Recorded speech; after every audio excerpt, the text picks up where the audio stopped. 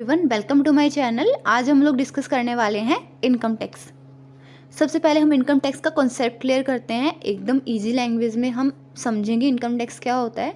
देखिए, अगर आप सिंपली बोलना चाहते हो तो इनकम टैक्स क्या होता है? टैक्स चार्ज ऑन इनकम, मतलब कि वो टैक्स जो इनकम के ऊपर चार्ज होता है वो इनकम टैक्स होता है। Now income tax is an direct tax imposed by central government on the annual income of persons to collect funds for public welfare and country development। Income tax क्या है? एक tax है। Tax क्या होता है? एक कंपल्सरी पेमेंट होती है जो कि गवर्नमेंट चार्ज करती है।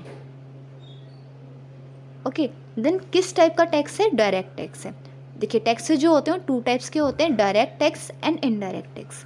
डायरेक्ट टैक्स क्या होता है? वो टैक्स जो कि जो अल्टीमेट टैक्स पेयर है, मतलब कि जिसकी पॉकेट से एक्चुअल में पैसा जा रहा है वही पर्सन डायरेक्टली गवर्नमेंट को पे कर दे।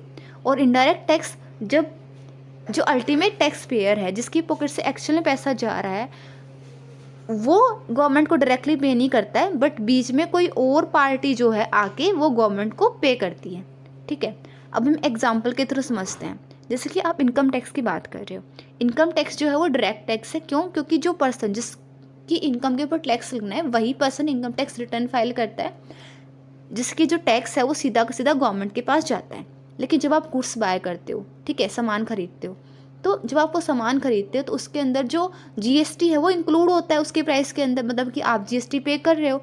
आप जीएसटी गवर्नमेंट को पे कर रहे हो, सेलर को पे कर रहे हो? आप तो जीएसटी सेलर को पे कर रहे हो, और सेलर ने जो जीएसटी है वो प्रोड्यूसर को पे किया है, और जो प्रोड्यूसर है, ठीक है, उसने गवर्नमेंट को पे किया है। तो इनडायरेक्टली जो पैसा है वो तो यहाँ पे आपकी ही पॉकेट से गया, ठीक है, क्योंकि लास्ट में तो आपने पे किया है ना।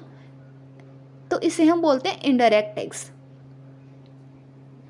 इनकम टैक्स का समझ में आ गया? डायरेक्ट टैक्स है।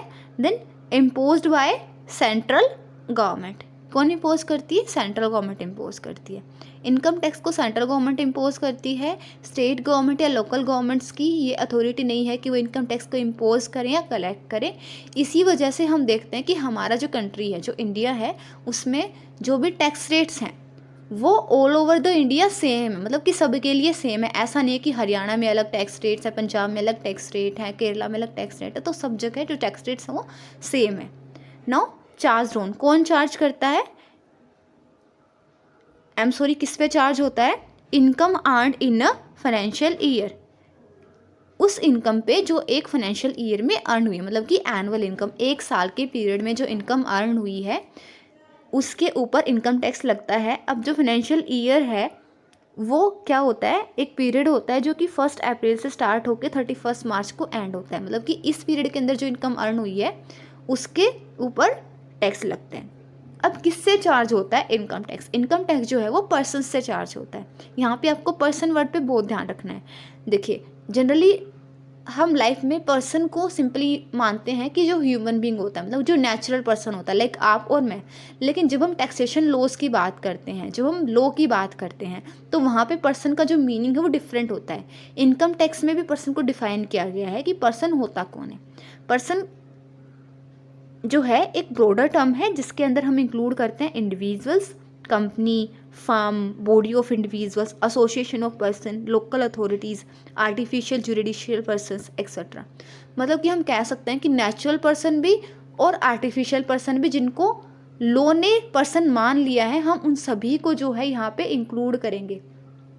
अब इनमें से किसकी इनकम के ऊपर टैक्स लगेगा? सबकी इनकम के ऊपर टैक्स नहीं लगेगा। टैक्स उनकी इनकम पे लगेगा जो कि इनकम टैक्स एक्ट के अंडर जिनकी इनकम टैक्सेबल है। मतलब कि इनकम टैक्स एक्ट के अंदर कुछ क्राइटेरियाज होते हैं, उसके अकॉर्डिंग हमें देखना होता है कि किस पर्सन की इनकम के ऊपर टैक्स लगाना है और किस पर्सन की इनकम के ऊपर टैक्स नहीं लगाना है। तो किससे चार्ज होगा इनकम टैक्स? पर्सन से चार्ज होगा। नाउ किस लिए चार्ज होगा? सो दैट कंट्री के डेवलपमेंट के लिए एंड पब्लिक वेलफेयर के लिए फंड्स इकट्ठा कर सके गवर्नमेंट। अब आई थिंक आपको समझ में आज आ गया होगा इनकम टैक्स। एक बार फिर से बताती हूँ शॉर्ट में। इनकम टैक्स क्या होता है? एक डायरेक्ट टैक्स होता है जिसको सेंट्रल गवर्नमेंट इम्पोज करती है।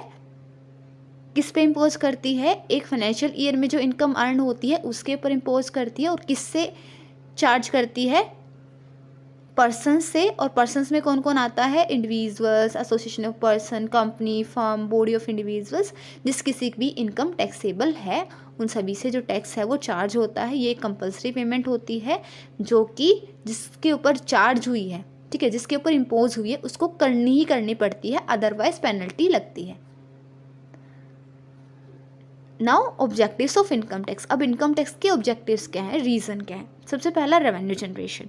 देखिए, जो गवर्नमेंट होती है उसको फंड्स की रिक्वायरमेंट होती है पब्लिक वेलफेयर के लिए काम करने के लिए, स्कूल्स बनवाने के लिए, ब्रिजेस बनवाने के लिए, मिलिट्री के एक्सपेंसेस को मीट करने के लिए, है ना। तो जो फंड्स हैं वो कहाँ से आते हैं, वो टैक्स के थ्रू आते हैं। और इनकम टैक्स भी क्या है, एक टैक्स है, तो एक रेवेन्यू जनरेशन का सोर्स होता है इनकम टैक्स।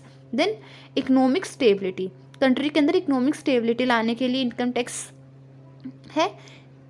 अब इनकम टैक्स कैसे इकोनॉमिक स्टेबिलिटी लाता है, by controlling inflation and regulating economic growth. अब आप बोलोगे इन्फ्लेशन कैसे कंट्रोल करेगा इनकम टैक्स। देखिए, इनकम टैक्स क्या होता है, इनकम के ऊपर टैक्स, मतलब कि आप जितना अर्न कर रहे हो आप उसका सर्टेन परसेंटेज जो है वो गवर्नमेंट को दे रहे हो, ठीक है।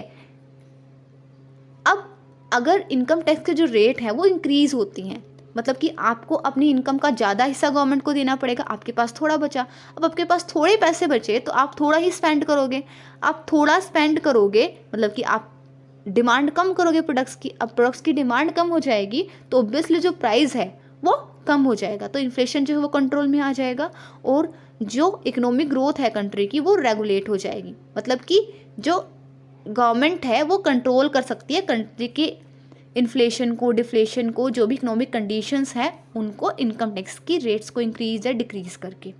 Now reduces income inequality. Income inequality को रिड्यूस करता है। देखिए, इनकम टैक्स की जो रेट्स होती है वो प्रोग्रेसिव होती हैं, मतलब कि जैसे जैसे इनकम इंक्रीज होती है वैसे वैसे टैक्स भी इंक्रीज होते हैं।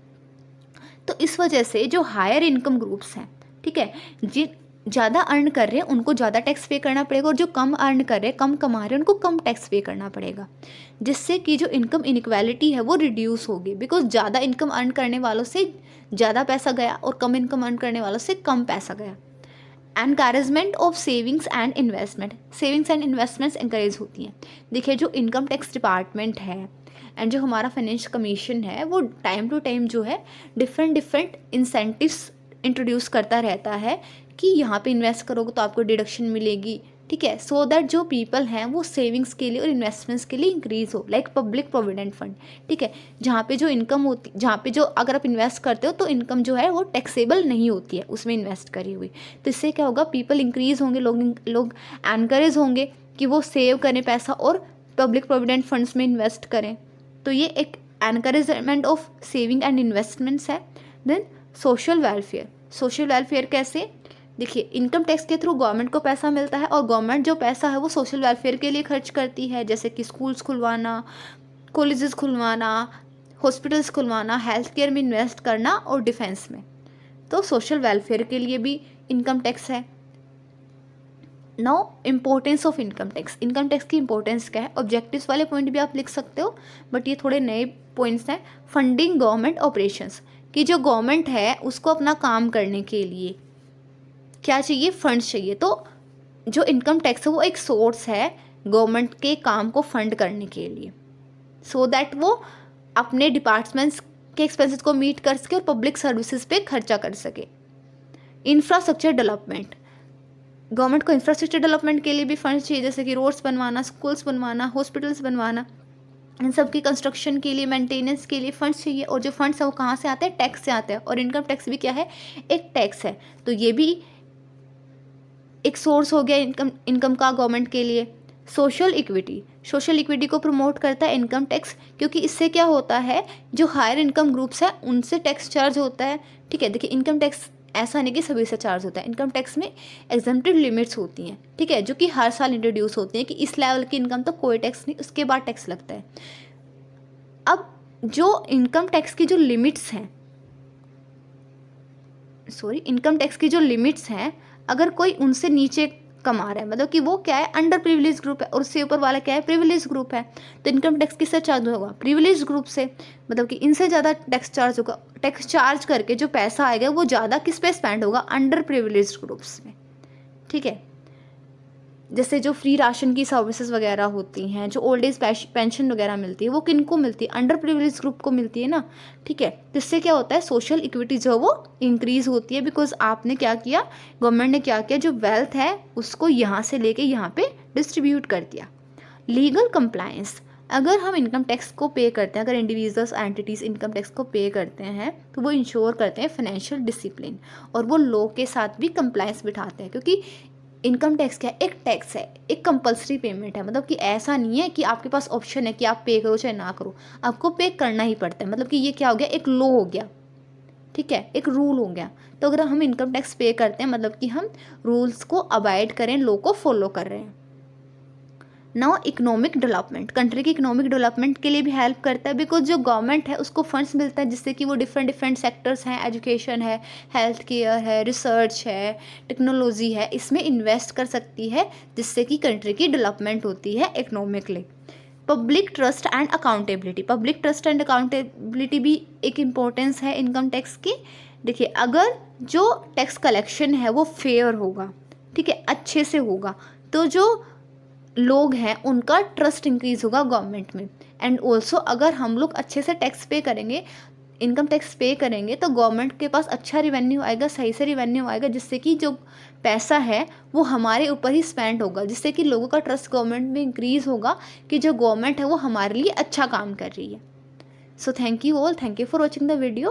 If you like the video, don't forget to like, subscribe and comment on my channel. And if you have any query, write it in the comment section. I will answer as soon as possible. And next videos में हम लोग discuss करने वाले हैं important definitions in income tax, person, assessee, gross total income, total income, permanent account number, etc. etc.